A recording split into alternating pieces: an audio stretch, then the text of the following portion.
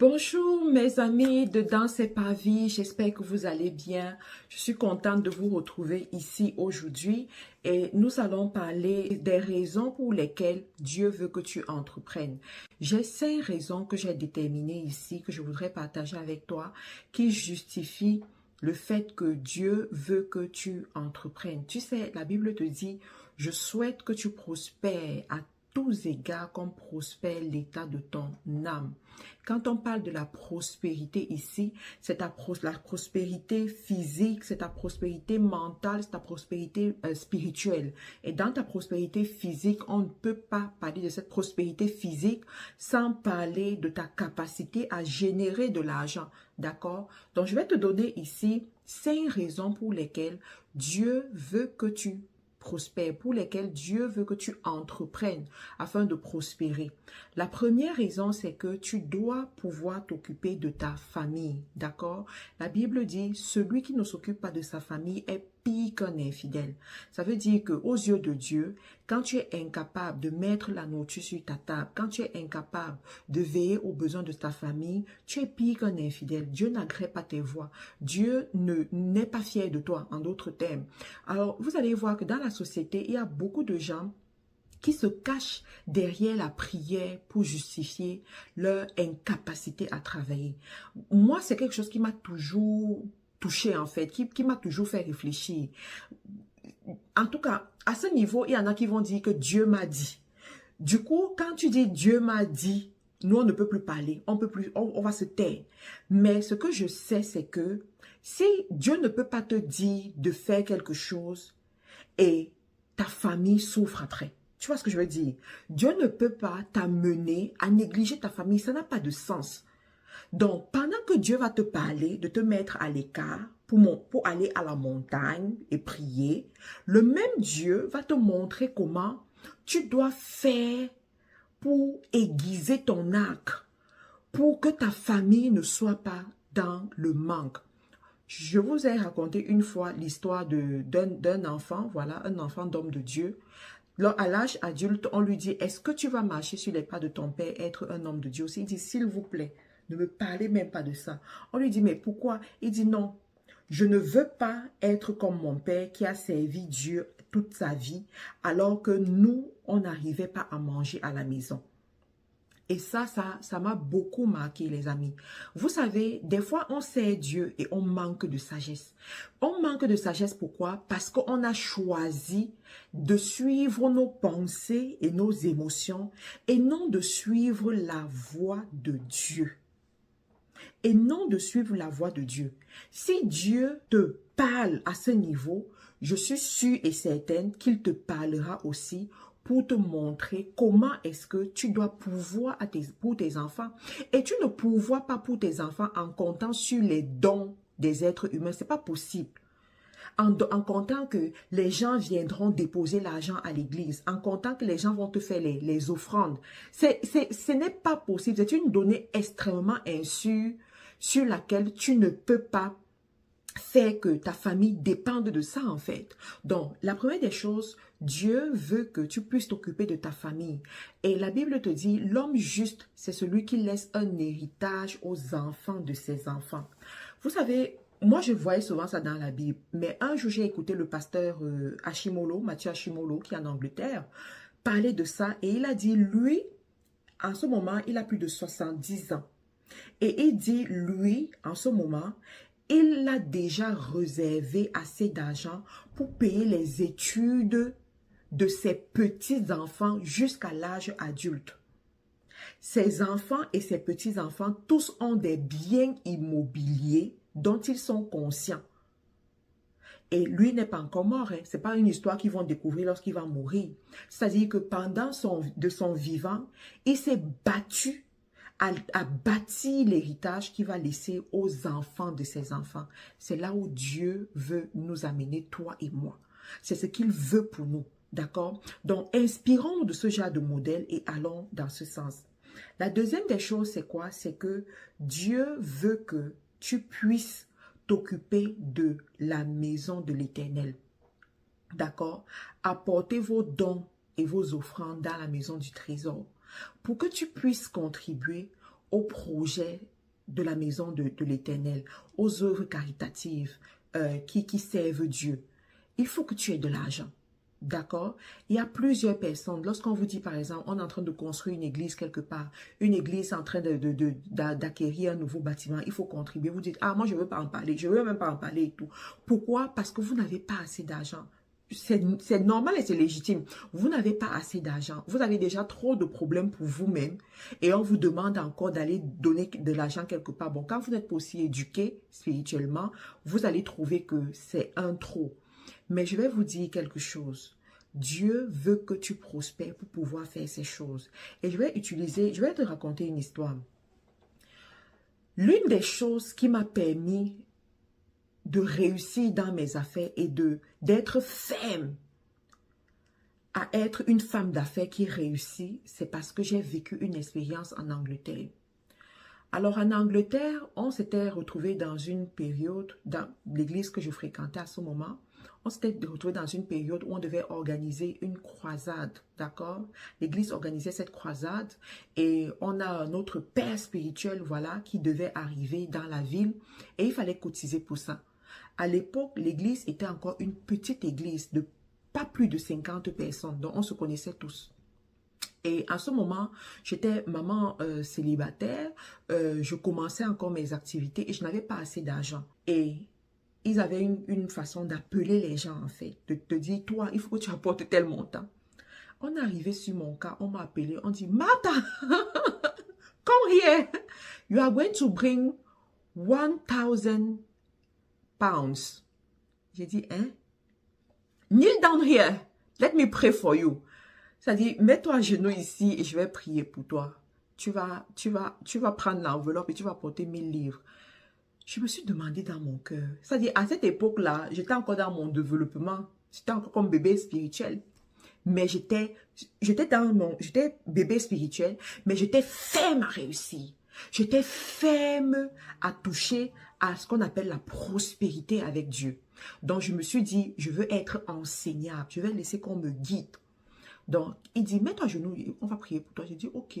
Mais dans mon cœur, quelque chose me dit que, comment ces gens-ci connaissent ma situation? Ils savent que je n'ai pas beaucoup d'argent, j'ai des problèmes dans ce pays, je suis seule, je ne sais même pas comment je vais faire pour m'en sortir moi-même.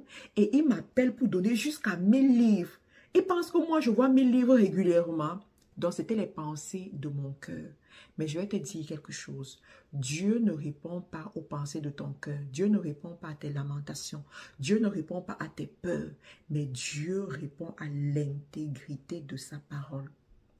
Donc, me voilà, j'accepte quand même et quand je rentre chez moi, je commence à réfléchir. Je me dis, je vais les appeler et je vais leur dire que vraiment votre objectif là, je peux pas réaliser ça, donc ne me comptez pas parmi. Je vais donner ce que je peux, mais je ne me comptez pas sur ça. Pendant que je suis en train de penser comme ça, le Saint-Esprit m'arrête et me dit, je pense que c'est toi qui veux la prospérité. Je pense que c'est toi qui veux changer ta situation. Maintenant, on te donne l'opportunité de montrer à Dieu que la richesse que tu recherches là, c'est pour ses intérêts. Et tu refuses cette opportunité. Quand j'ai ressenti ça dans mon cœur, j'ai dit, ok, puisqu'il en est ainsi, je vais faire confiance à Dieu. Et je vais me laisser aller, je vais voir ce qui va se passer. Mes amis, vous savez quoi? Dieu m'a permis de pouvoir donner cet argent et de donner même plus que ça les mois qui suivaient. Et aujourd'hui, c'est devenu une habitude pour moi que lorsque ce ministère a quelque chose, je ne manque pas de donner en fait, même si je ne suis plus en Angleterre. Et ça m'a donné une leçon pour la vie. J'ai compris que, vous savez, quand tu vas aller loin avec Dieu, Dieu te teste quand tu n'en as pas encore. Je vous répète, quand tu vas aller loin avec Dieu, Dieu te teste quand tu n'en as pas encore. Donc, si tu fais partie de ceux qui disent que quand j'aurai, c'est à ce moment que je vais donner, ça ne marche pas. Pendant que tu n'as pas encore, Dieu va voir est-ce que tu as le cœur qui est prêt à pouvoir relâcher. Parce que la relation avec Dieu, c'est une histoire de cœur. C'est d'abord une histoire de cœur. Si dans ton cœur, tu n'es pas résolu à pouvoir relâcher, lorsque Dieu t'interpelle à relâcher, tu n'y arriveras pas. Maintenant, quand tu deviens entrepreneur, créateur de richesse, tu acceptes de rentrer dans le overflow de Dieu. Parce que c'est en étant créateur de richesse que un jour, Dieu peut te bénir avec un 10 000 euros. Le lendemain, il te bénit avec 2 000 euros. Le lendemain encore, il te bénit avec 50 000 euros. Parce que tu lui as donné des vases qui lui permettent d'exprimer l'extraordinaire divin, d'exprimer la provision divine.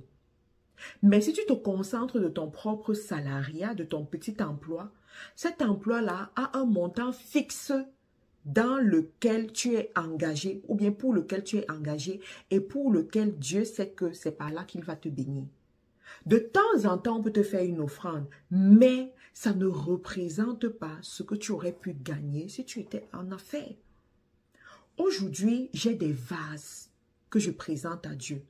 Je lui dis, Seigneur, voici mes vases. Et à la fin du mois, je voudrais que tu remplisses mes vases comme ça. J'ai des vases qui peuvent recevoir 10 clients qui me payent 1 000 € chaque mois. Ça fait 10 000 € le mois. J'ai un autre vase que je peux recevoir des clients qui vont me faire un chiffre d'affaires de 30 000 €. On est déjà à combien? J'ai un autre vase où je peux avoir des clients qui vont me faire un chiffre d'affaires de 20 000 € ou 50 000 €. On est déjà à combien? Ce sont des vases. D'accord? Maintenant, quand Dieu m'honore à travers ces vases-là, c'est beaucoup plus facile pour moi d'entendre qu'il y a un problème quelque part dans la maison de Dieu. Je sors de l'argent, je donne. D'entendre qu'il y a telle personne qui a besoin, je sors de l'argent, je donne. Voilà la vie que Dieu veut pour ses enfants.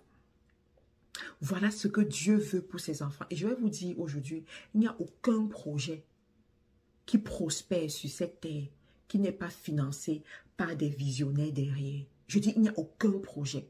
Je dis, tous les systèmes de pensée que vous voyez là dehors, qui prospèrent, qui sont en train de se démarquent parce qu'ils sont soutenus par des hommes d'affaires qui financent ces systèmes de pensée.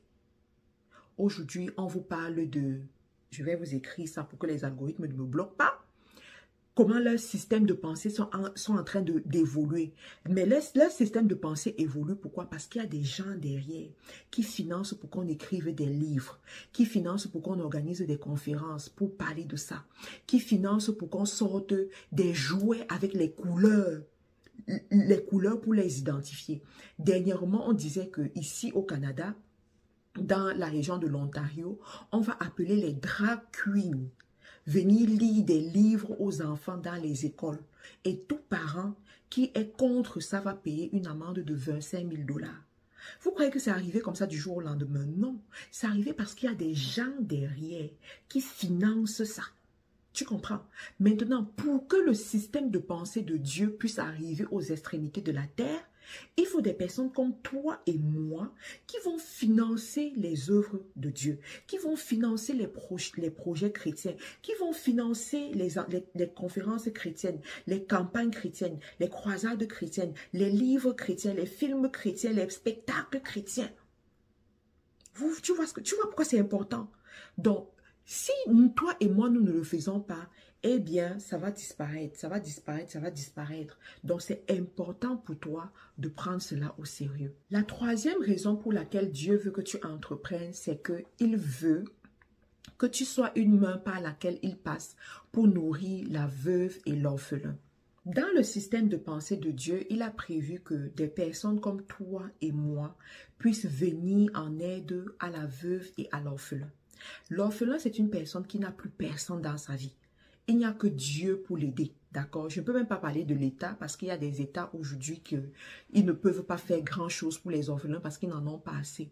Mais il faut des personnes comme toi et moi pour aider ces orphelins. Mais je vais te donner un secret. Quand tu décides de te mettre à part pour soutenir les orphelins chaque mois, écoute-moi très bien, pour soutenir les orphelins chaque mois, le business qui te permet d'avoir assez d'argent pour le faire ne va jamais tomber. Je dis, ne va jamais tomber. Dieu te donnera toujours la connaissance, la sagesse, les connexions divines, la faveur, les clients pour que ce business-là évolue. J'ai bien dit chaque mois, ne sois pas... Moi, je dis toujours à mes mentis que ne soyez pas parmi les gens qui, à la fin d'année, le 31 décembre ou bien le 25 décembre, vont aller donner les sacs de riz aux orphelins. Ma question pour ces personnes, c'est, durant l'année, comment ces orphelins-là font pour vivre? Donc, sois parmi des personnes qui se soucient de ces enfants-là chaque mois, comme si tu te souciais de tes propres enfants, et tu vas voir ce qui va se passer dans ta vie. La quatrième raison pour laquelle Dieu veut que tu entreprennes, c'est pour que tu aies ce qu'il faut pour prendre le pouvoir. La Bible dit, lorsque le juste prend le pouvoir, le peuple se réjouit. D'accord? Cependant, nous sommes dans un système, dans un monde babylonien. Et dans ce monde, ceux qui prennent le pouvoir, qu'on le veuille ou pas, c'est ceux qui ont un peu d'argent. D'accord? Et regarde ce que la Bible dit. La sagesse vaut mieux que la force, mais la sagesse du pauvre est méprisée et ses paroles ne sont pas écoutées. Ça veut dire quoi? Tu peux avoir autant de sagesse que tu veux. Tu peux être un très bon leader, mais si tu n'as pas d'argent, ta parole sera méprisée. D'accord? Sauf que la Bible te dit aussi que lorsque le juste prend le pouvoir, le peuple se réjouit. Donc, si tu fais partie de ces gens-là qui veulent être des leaders, qui veulent impacter leur génération, qui veulent aller très loin, il est important pour toi d'avoir des sources de revenus qui te rapportent de l'argent. La cinquième des choses, c'est quoi? C'est de pouvoir évangéliser. Tu sais, nous ne sommes plus dans la période où on évangélise en prenant la Bible, Jésus sauve et guérit. On ne fait plus ça. Aujourd'hui, on évangélise avec son style de vie. On évangélise avec ses valeurs. On évangélise, c'est-à-dire que les gens vont nous voir et vont croire au Dieu auquel nous parlons à longueur de journée. Donc, ça te prend de pouvoir être présentable, ça te prend de pouvoir prendre soin de toi-même, ça te prend de pouvoir, c'est-à-dire que donner envie à d'autres personnes pour pouvoir convertir. Dans mon parcours, je dis toujours qu'il y a plusieurs musulmans qui m'ont vu faire, qui m'ont vu réussir, qui sont venus, se sont demandé que, mais quel est le secret de cette dame? Qu'est-ce qui fait en sorte qu'elle réussisse comme elle réussit? Et se sont rendus compte que je servais un Dieu puissant et sont devenus chrétiens. Je vous assure qu'il y en a et il y en a tellement. Je dis, il y en a tellement. Donc, je vais te dire aujourd'hui, il est important pour toi de prendre cette valeur de l'entrepreneuriat avec Dieu au sérieux et tu vas voir comment Dieu va te propulser. Ne fais pas les choses par mimétisme, mais fais les choses parce que tu comprends la pertinence. Tu comprends pourquoi c'est important. Et pour finir, je vais te recommander 2 livres qui vont t'aider, voilà, qui vont t'aider dans ton parcours. Le premier livre, c'est 10 protocoles pour réussir son année, d'accord? Les secrets de ceux qui vont de victoire en victoire chaque année. Donc, je te recommande de l'avoir. Il est disponible sur Amazon. Tu peux aller sur Amazon l'avoir. Moi, j'ai choisi de prendre le format dur parce que c'est un livre que tu vas lire régulièrement et tu as besoin que le format soit dur. Il est disponible sur Amazon. Le deuxième livre, c'est Proclame sur ton business. Il est également disponible sur Amazon. Alors, si tu es une personne, tu veux te lancer en affaires, ou alors tu es en affaires, l'un des livres best-sellers que tu vas avoir, c'est ce livre Proclame sur ton business. Les témoignages sont extraordinaires. Il va t'aider à pouvoir proclamer pour avoir le discernement dans le secteur où tu dois investir. Il va t'aider à faire disparaître tes peurs. Il va t'aider à dompter ton marché. Il va t'aider à augmenter ton chiffre d'affaires. Tu sais, Dieu parle tantôt d'une manière ou tantôt d'une autre. Et Dieu parle par l'inspiration qu'il met aussi dans ton cœur. Donc, au fur et à mesure que tu vas lire ça, que tu vas proclamer ce qui est dans ce livre en conformité avec la parole de Dieu, tu vas voir que ton intelligence sera de plus en plus ouverte et Dieu va faire des choses extraordinaires dans ta vie. Donc, voilà les 2 livres que je te recommande. J'ai un autre livre que je suis en train d'écrire, mais tu auras les informations au fur et à mesure. N'oublie pas de t'abonner. La dernière information que je vais te donner ici, c'est que durant le mois de juillet, je serai à Abidjan avec les faiseurs d'Espagne international pour une grande conférence. Tu n'as pas envie de rater cette conférence. En plus, nous avons le révérend Raoul Wafo qui a accepté de venir nous animer une masterclass le dimanche après-midi. Tu n'as pas envie de rater ça, quoi. Donc, inscris-toi. Je mettrai les liens dans la description de la vidéo. Inscris-toi et puis tu verras la transformation. Merci encore pour ta fidélité et merci de t'abonner sur cette chaîne. On se retrouve très bientôt. Bye bye. Vous aspirez à la grandeur. Votre rêve, c'est de bâtir des entreprises fortes et pérennes. Seulement, vous vous tuez à la tâche sans résultat conséquent. vous perdez beaucoup d'argent dans des investissements infructueux. Vous ne savez pas comment conquérir de nouveaux marchés afin de booster votre croissance et votre chiffre d'affaires? Marthe Karine Jakou, coach certifié en leadership et développement d'affaires, chef de plusieurs entreprises en Amérique du Nord et en Afrique, vous propose sa toute nouvelle formation Leadership influent et développement d'affaires. Vous souhaitez booster vos résultats et vos revenus? Transformer une simple idée en multinationale? Avoir une équipe forte et performante? Cette formation est faite pour vous. Elle a été conçue uniquement pour faire de vous des leaders et entrepreneurs à succès. Pour plus d'informations, cliquez sur le lien dans la description. Leadership et développement d'affaires, accédez à la grandeur.